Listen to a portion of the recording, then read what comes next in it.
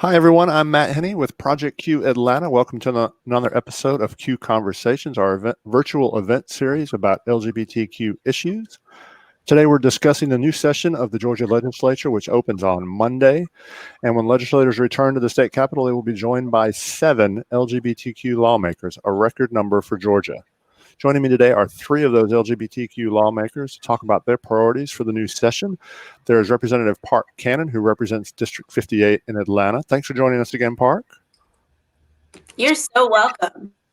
There's Representative Sam Park from District 101 in Lawrenceville. Hey, Sam. Happy to be here with y'all.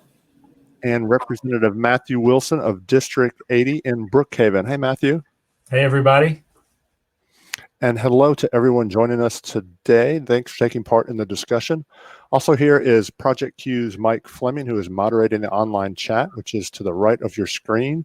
Drop your comments in there during the event. And if you have questions for our guests, you can put those in the Ask a Question feature at the bottom of your screen. We'll be answering those during the event.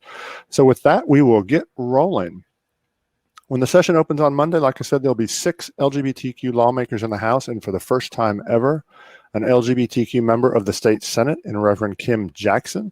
So I just want to celebrate that historic achievement for a moment and ask you guys, what does that mean in terms of LGBTQ visibility and representation at the Gold Dome this year? Who wants to jump in and take that? Park is the veteran. Well, I'd be happy to jump in real quick. I think it's absolutely phenomenal that Kim is going to be the first LGBTQ state senator in our state's history. I think it demonstrates the power of the LGBTQ community in Georgia and demonstrates that we are continuing to make progress, not only at the federal level, especially in that Georgia turned blue, but at the state level. And I'm just incredibly excited to work with her over this coming session.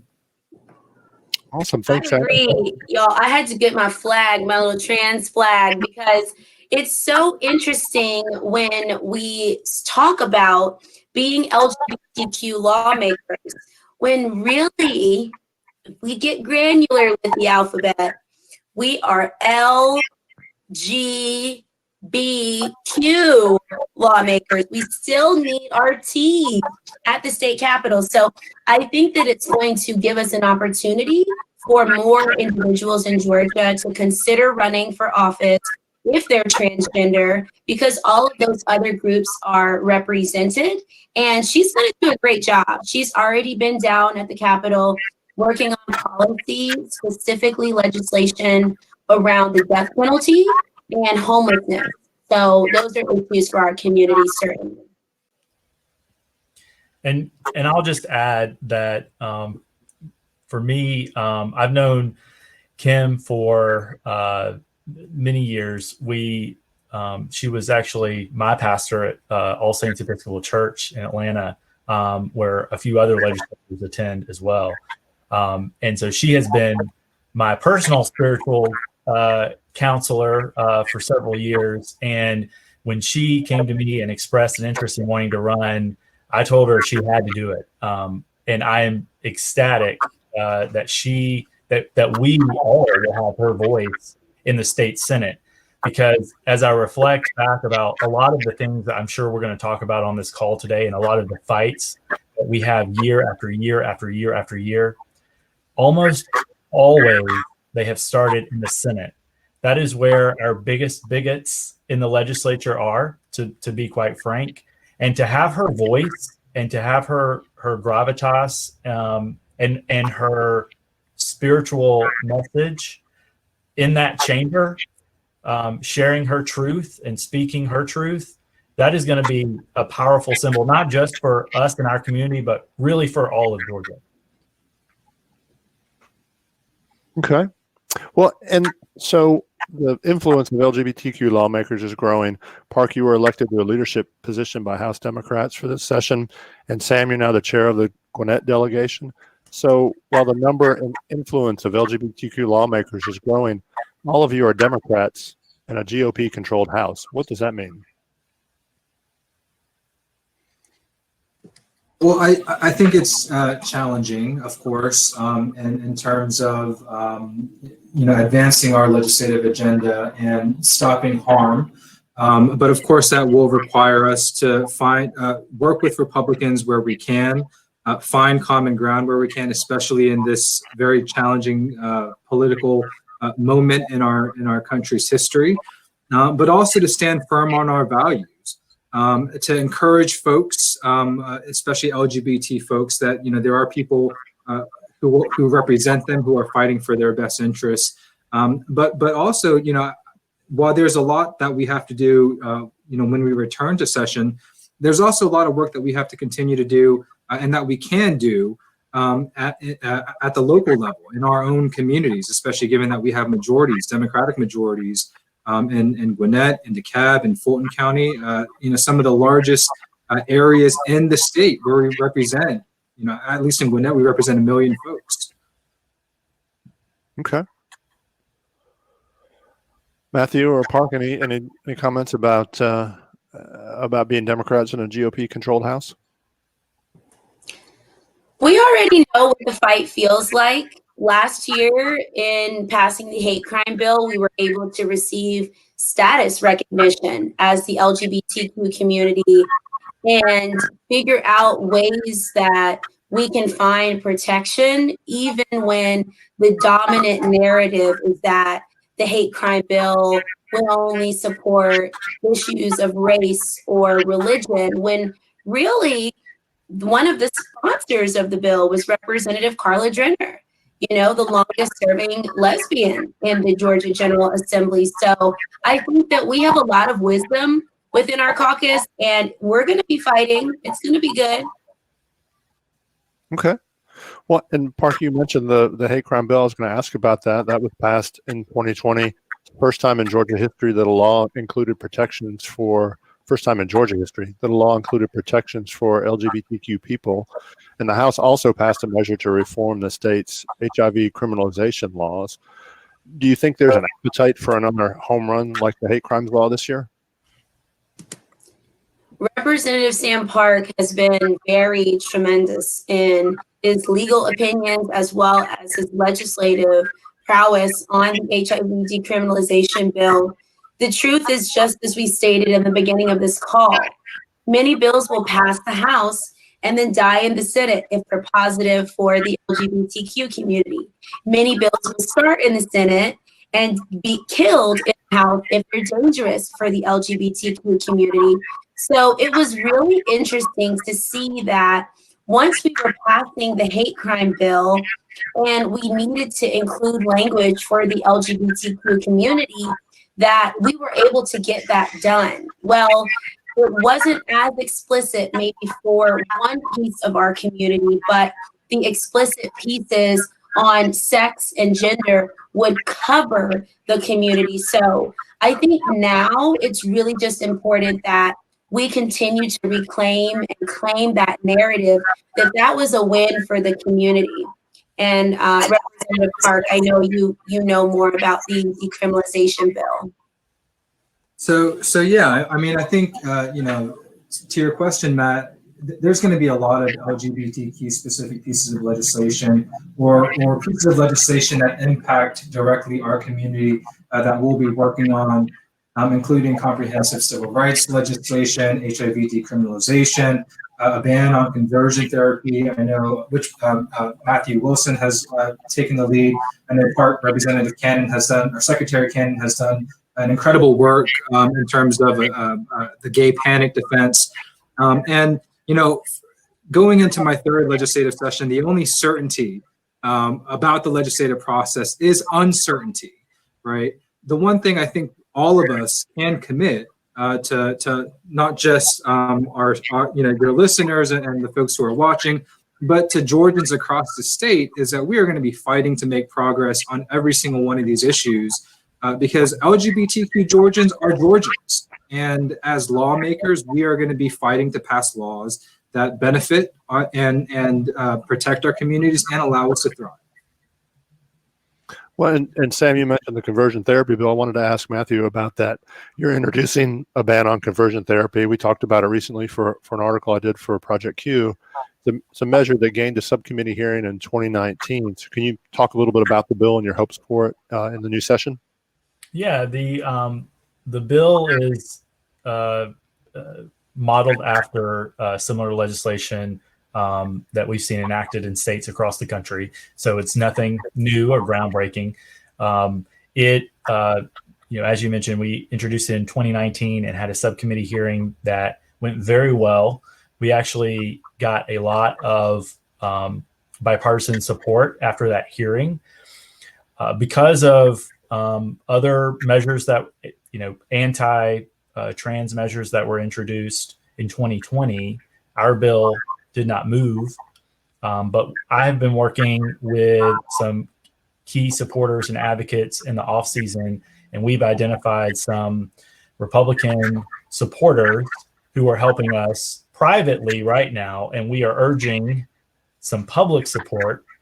And I'm hopeful that in the coming weeks we'll be able to announce some bipartisan co-sponsors of the bill. And I feel very optimistic about that bill being able to move this year. And the other bill that I'm really optimistic about is the Comprehensive Civil Rights Bill. That's another bill where a lot of different parties and stakeholders are at the table right now, much like what we saw with the hate crimes legislation, and all have put a stake in the ground to say, now is the time to do this. We have to do something. We have to work together if we're going to achieve this. And so I'm also feeling pretty optimistic that in the coming weeks there'll be some news to announce with that piece of legislation as well. And do you have other legislative priorities for the session? I do. Those are my two, main LGBTQ measures. The other priorities for me are priorities that we did not really address. The chamber didn't address the last section, and for me, that's red flag legislation to help, offer some common sense solutions to this epic of gun violence that we see in our backyards. It is a framework to help guide the redistricting process that we're about to go in later this year. Some principles that advocate for transparency and public input in the process, and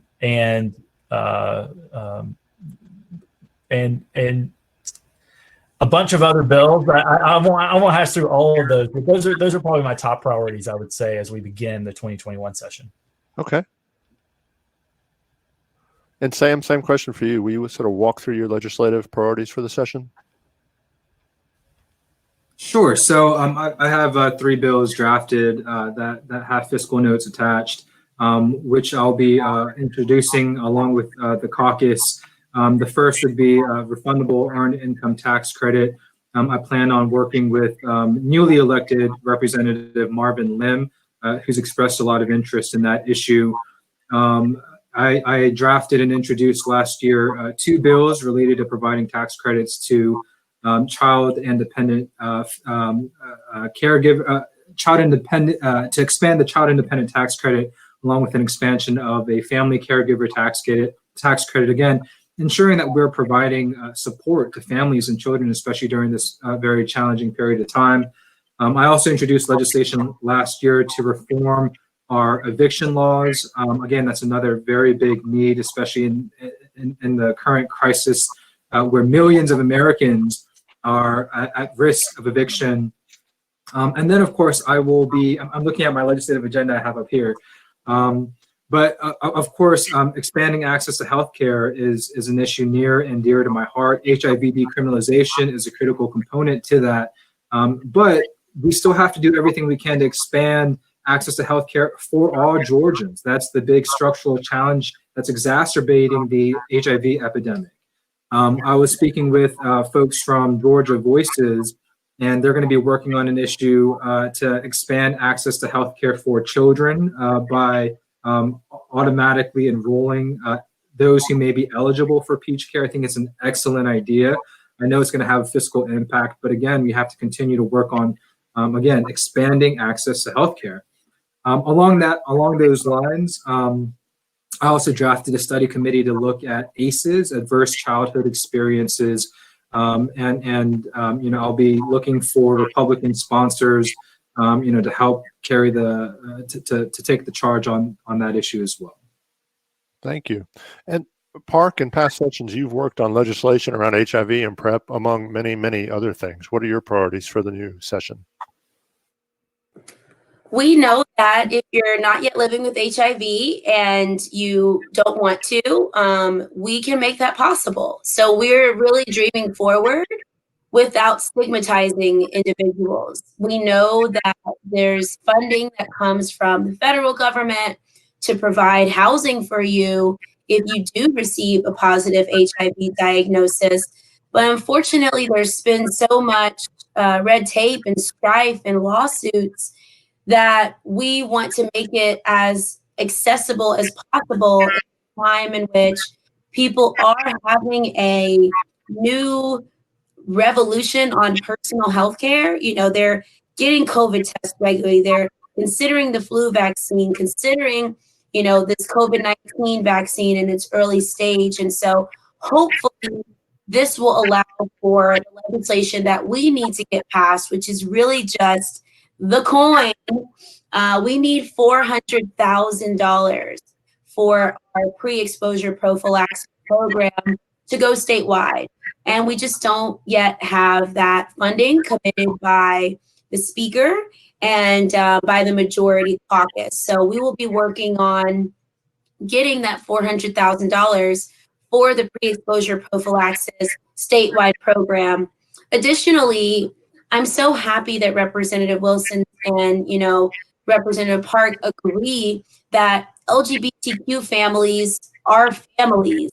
So sometimes the bills that we want to do to work for LGBTQ families are just rolled with the rest of the families. And to that extent, I got a fiscal note back on allowing for the Department of Early Child Care and Learning to increase the pool of individuals who can apply for pre-K for their children, because we know that right now the schooling institutions are trying to figure out savvy ways to remain a business, but also to serve the public. So we look forward to seeing that happen as well. Georgia Equality has 3 legislative priorities that they've talked about: the statewide non-discrimination law that we've mentioned earlier, banning conversion therapy, and then making it easier for trans people to change their driver's licenses and other state documents. So we talked about the first 2. What are your thoughts about the goal of addressing the challenge that trans people face in changing their documents and state IDs and things? I can speak to that. As a lawyer, I have worked pro bono for several years now for free to help transgender Georgians change their gender markers on their legal documents. And in Georgia, there are multiple hurdles for trans folks to be able to do that. To change your driver's license, you technically are required to have a doctor's note that says that you are on the road to having surgery or you are post-surgical. And we know that that's not always the right medical decision for all transgender people. We've also seen incidents where, because transgender individuals were forced to have gender conforming surgery, they died from it, to be quite frank. So it's not like some government regulations where you have to file an extra form, or you have to go downtown to an office, for example. We're talking about requiring Georgians to make a major life decision that may or may not be right for them personally or medically, and one that puts their life in jeopardy just so that they can change their gender marker on their driver's license. it is the height of discrimination by our state. And so that is an easy fix. Other states have done this. The federal government has done this. One of the things that we were actually able to take advantage of is an executive order passed under the Obama administration that allowed a person to change their gender marker on their passports without a surgical requirement. And surprisingly, the Trump administration, I don't know if they just weren't aware of that executive order, but that was never undone. That was never reversed during the Trump administration. And so, for Georgia to say that we are going to require, an invasive medical procedure for you to change your gender marker on your driver's license, it's just not in keeping with what's best for our people, and it's not in keeping with just recognizing basic human dignity of folks. So I'm very excited that we're doing that, and I think that there's some room for support there across party lines. Park, did you have anything you wanted to add to that? As I walked into the state capitol, I didn't see trans people working there. I didn't see them coming to speak to their issues, and I certainly didn't see them as elected officials. So I brought on a staff member who was my LGBTQ liaison. Jennifer Barnes Balenciaga is a member of the ballroom community, the House of Balenciaga, which is mothered by Miss Lauren, who was on Star and a number of other TV shows, local here to Atlanta, but also a national LGBTQ icon. What we realized in bringing Jennifer to the state capitol, and there was a Project Q interview of her standing at the state capitol in this bright orange outfit, giving us the look we needed, but was that we can be in these spaces right now. We just are still getting misgendered when we walk in. People are saying the little comments that hint at their discomfort, like, wow, you're so tall. Such a tall woman. You're such a tall woman. And so we've had to put some Southern charm on that. And we've had to not become defensive, because we really want to build a pipeline of LGBTQ state employees, even in this climate where the last case that Supreme Court Justice Ruth Bader Ginsburg voted on was Clayton County versus Bostock. That was about LGBTQ discrimination right here in Clayton County, Georgia, in a government agency. So it's the time for us to remain present at the Capitol despite the lack of seeing ourselves represented. Is Jennifer working with you again this session? Yes, she is. Okay, great. And I have a question from someone in our audience. Let's see. Park, this question might be good for you. It's just a question from Marcy about how we can get prep to homeless LGBTQ youth. And Marcy was saying that there's just so much red tape, it makes it very difficult. How can folks get some help with that? This is also a great question for Representative Park, because in his professional capacity, he has been working on this issue with one of the leading PrEP and HIV services providers in Georgia. The short piece that I will just add before he jumps in here is that we are finally able to actually say that we have attained a document from the Attorney General's office for the entire state of Georgia that says that, localities and municipalities on this issue it's not in the code for them to keep stepping in the way.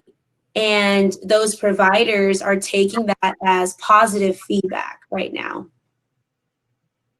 Okay. And Sam, did you want to jump in there? Yeah, so the letter that Representative Cannon referred to is such a critical, important piece of ensuring that we can provide PrEP to youth, because there was uncertainty as to whether or not minors would be able to receive PrEP without parental consent. The clarification that Secretary Cannon received through that letter from the Georgia Attorney General's office was, again, absolutely critical. And providing clear guidance to aid service organizations such as Positive Impact Health Centers, Aid Atlanta, and other nonprofit organizations in the community, and that, again, they can provide PrEP and other preventative services to young folks, to LGBTQ youth, to keep them safe. Okay. And this is another question from our audience member, and one that I had down on my list as well. Every session, there's always anti-LGBTQ legislation introduced, whether it's religious freedom bills. Last session, there was an effort to ban LGBTQ people from adopting children or serving as foster parents. Are you hearing any talk about anti-LGBTQ bills surfacing this session? I have not heard of anything just yet. However, I would not be surprised if some Republican members continue to introduce harmful, discriminatory legislation because it's good for their base. We've seen how Republicans act, in which they are more than happy to throw red meat to their base in order to stay in power, even if it causes harm, even if it causes social unrest and violence. That said, I applaud the leadership, quite frankly, of folks like Speaker Ralston, who has prevented anti-LGBTQ pieces of legislation from moving forward. I hope Republican leadership, especially seeing what happened at our U.S. Capitol a few days ago, I hope they will tamp down on again, these very harmful, inflammatory pieces of legislation. And to your earlier question, when it comes to changing gender markers on driver's licenses and other legal documents for the transgender community, I want to applaud the work of Park Cannon for creating space for the transgender community and bringing folks to the Capitol, their house here in the state Capitol, because it puts a face on the transgender community. It humanizes the transgender community. And of course, I along with applauding Park Cannon for all of her critical work and championing, and of course, Representative Wilson in championing the transgender community, Steffi Kuntz, Louisville City Councilwoman Steffi Kuntz has just been tremendous in breaking barriers for the transgender community, and again, championing issues for our transgender brothers and sisters as well. Given what unfolded at the U.S. Capitol on Wednesday, are any of you concerned about your safety during the session when it starts Monday? They don't want us. They do not want us. What is really quite intriguing is that the House Democratic Caucus had a meeting yesterday, and we know that the National Guard will be there. We know that the Capitol Police will be there. We also know that the letters of frustration, they're hitting all of our boxes as House members, because I think they're just going to the listserv, copy and paste, and sending them. But they're really more directed at members of the GOP who have either allowed for this to go on or who haven't started opening themselves for criminal investigation. And it is quite interesting to see this turn of events at the same time that they are building an 8-foot fence at the state capitol. What we know is that there will be virtual hearings, committee meetings will be live streamed. We will be voting by tablets.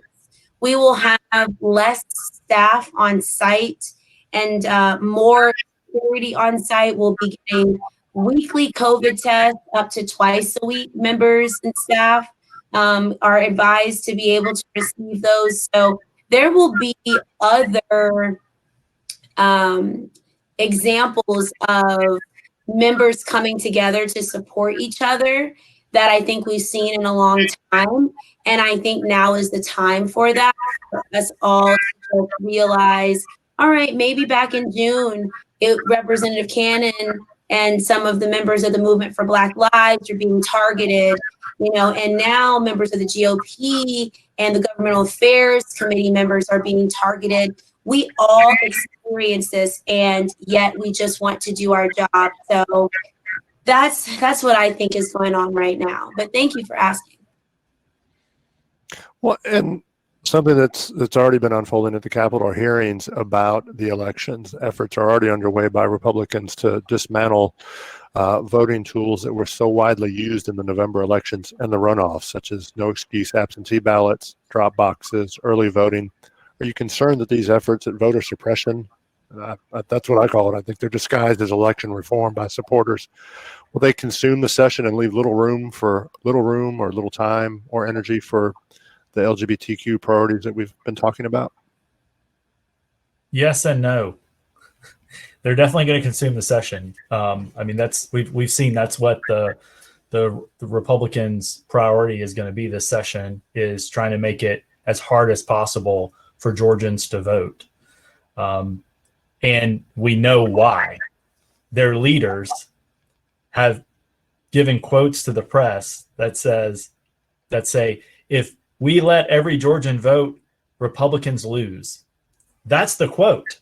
So they're not even trying to hide the reason why they're doing this. That's going to happen, and it's going to consume the session. But I don't think that's going to prevent us from being able to get other things through. I've only been down there for 2 years before, but every year there's some big rock issue that domainates the discussion. But there are all these other things that have to get done too, and sometimes having, one of the things that I think is true about our legislature is sometimes having some big issue like that occupy everyone's attention, provide some space behind the scenes for some compromise to go on other issues, and for some agreement. Say we're fighting so much in public on this election issue. Surely we can agree on this other issue, and let's move in that direction. We've seen that happen in years before, in years past, and so I'm hopeful that we'll have that working in our favor this year too. On that note, I think it would be a slap in the face of all Georgians if, based on these fraudulent, unsubstantiated claims, these lies that voter fraud occurred, for them to then justify making it harder to vote. I was encouraged by Speaker Ralston's comments the other day that he would not support doing away with no excuse absentee voting. But I think his comment of trying to make it as secure as possible to vote absentee versus in person demonstrated some willingness to make it harder to vote absentee. All of that to say, again, I think it's important to really understand how we got to this moment in time in which legislators, the people's representatives, are receiving death threats, right? This is being driven by lies of voter fraud. This is being, a lot of Republican leaders, Trump and his Republican enablers, saying that our country is being taken over. The demonization of Democratic candidates during the general election. If you hear all this rhetoric 24/7, of course, there are going to be folks who think that violence is justified. And so, I really do hope that Republican leaders who are in control of the Georgia state legislature, act wisely as we move forward, and ensuring that, we are following truth that we are doing everything that we can to work together to serve all Georgians, because we are in this together. And as we look forward toward the redistricting process later on this year, that we are mindful in terms of how we draw our lines, so that it is not the voices on the extremes who are driving the conversation, but that we are, again, looking at the redistricting process in a way in which that we can find common ground. That, because again, when all is said and done, we are all Georgians, we are all Americans. And in order for us to overcome these very challenging, this incredibly challenging period of time, from the COVID-19 pandemic to the economic crisis, we have to work together. We have to find common ground. I think there is willingness on the Democratic side to do just that, and I hope that there is willingness on the Republican side to do that as well. Thank you, Sam. You mentioned redistricting that's coming later this year. Are any of you concerned about how that might go? Again, it's happening in a Republican-controlled legislature. So are you concerned that that may somehow impact this growing influence of LGBTQ lawmakers?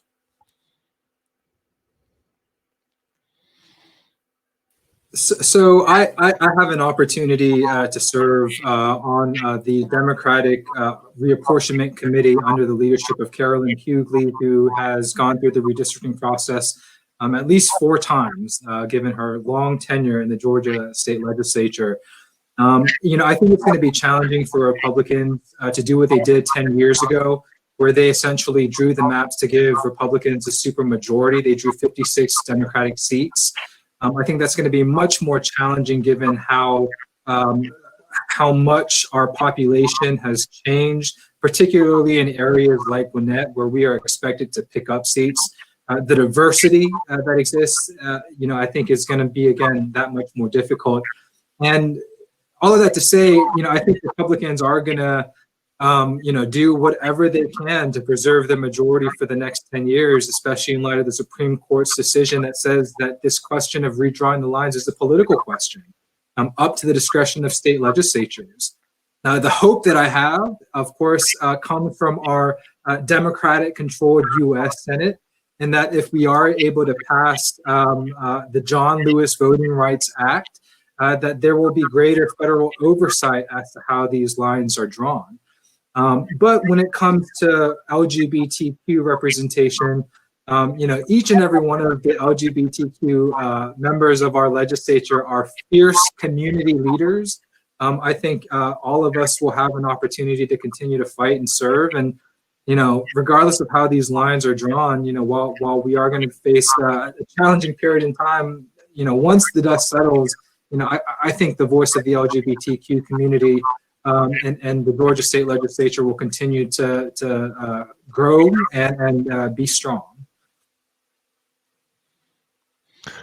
So Drew in our audience asked, what is the chance of improving mental health services for everyone, given the isolation that we've seen in the pandemic, but particularly to address that issue among LGBTQ young people who are particularly vulnerable to depression and suicide? Our office has been really proud to do one of the easiest things that a lawmaker can do at the state capitol, which is to provide commending resolutions to individuals who are going above and beyond and who are outstanding Georgians. Last year alone, our office commended many of the individuals living with HIV, but persisting through that and creating youth programs. The year before, we commended Pride School, which was a school directly for those in the LGBTQ community as children or parents. And so this year, I commit to getting back through the list of those mental health therapists who, back 3 years ago at Georgia Tech, when Scout Schultz's life was ended by police officers simply because they were having a mental health episode and they deserved possibly some support instead of a gun being drawn on them. But since then, we put together a list of LGBTQ mental health therapists who, when I hear someone in the community say, I just need to talk to someone and I've been kicked out of my home or my job is threatening to fire me, that I can send them to those therapists. So we look forward to bringing them forward for a commendation, but also for a round table on what they think to be necessary. Because as has been stated, the pandemic has increased the suicide rates in Georgia, and the isolation and loneliness has actually increased the need for us to look again at how we can, in one place, provide a safe location for those individuals to go. As many people know, a few years ago, some of these people will call them psych wards, mental health hospitals were closed down because of investigations that said that they were doing things that were to the detriment of the mental health. So we've got a little to go on that issue, but I do think commending some of these individuals who have been in the thick of it is a start. So please do share with us as well if you have some of those people in your network. One of the things I'm working on, and we're still kind of early in the drafting phase, is legislation to address mental health parity when it comes to insurance coverage. You know, Georgia is, we have a lot of things working against Georgians when it comes to healthcare, but our insurance regulations are certainly top of that list. That's also an easy fix that we can do that will have a dramatic impact in the services that are available to Georgians, like LGBTQ Georgians who desperately need access to mental health care.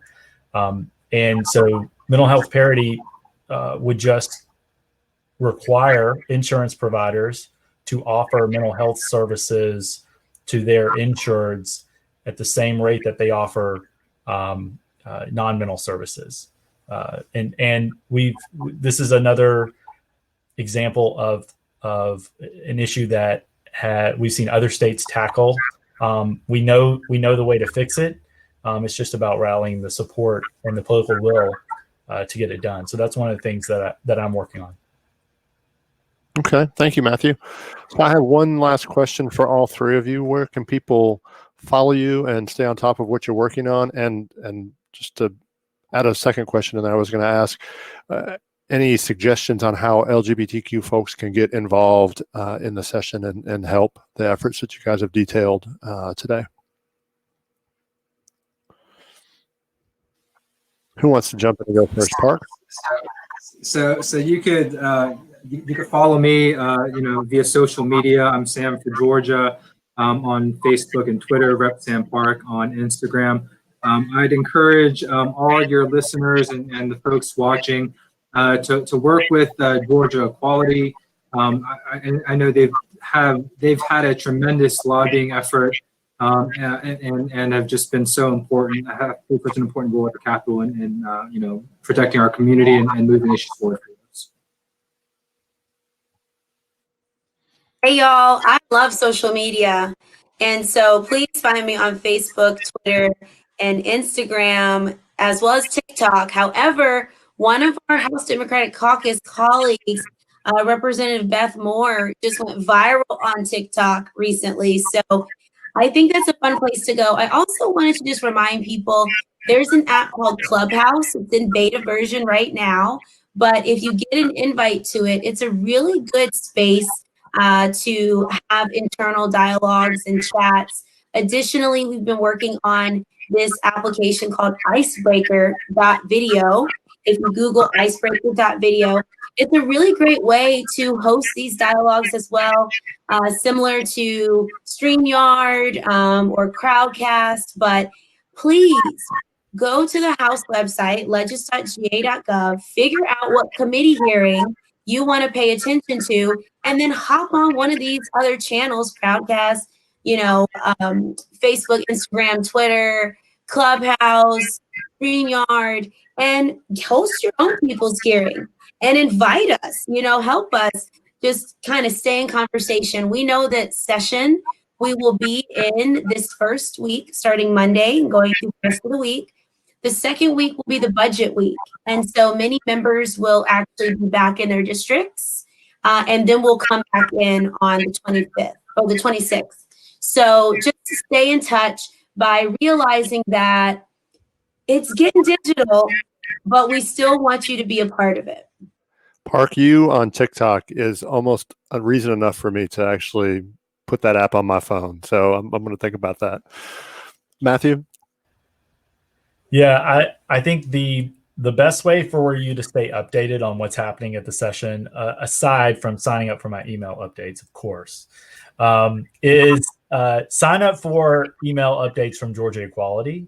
Sign up for the newsletter from Project Q, because both of those organizations do a phenomenal job of keeping you updated day to day on what's going on. When something comes down, they'll send out urgent alerts to get and with specific things about how, what help is needed and what you can do. And Project Q always does a phenomenal job of covering what's going on, who the players are, who to reach out to, that sort of thing. As far as my social media, I am not nearly as advanced as Park is, for sure. I would highly suggest following her on Instagram, because I think she does a phenomenal job of putting out information, useful information, in a very fun format and way that makes it engaging. So that's a great thing. If your platform is Twitter, there's lots of people that you can follow. I'm on Twitter at mwilsonga. If your platform is Facebook, I'm there, Matthew4GA. Thank you. And thank you for the plug for our coverage and for our newsletter. I didn't ask him to say that, so I appreciate that. So as we bring things to a close, I wanted to thank Representatives Park Cannon, Sam Park, and Matthew Wilson for taking part, and wish them luck as the session opens on Monday. And thanks to everyone who attended today. We'll be back soon with another Q Conversations. In the meantime, stay on top of all things LGBTQ in Atlanta at Project Q Atlanta, which is the QATL.com. Thanks, everyone. Have a great weekend. Bye, y'all.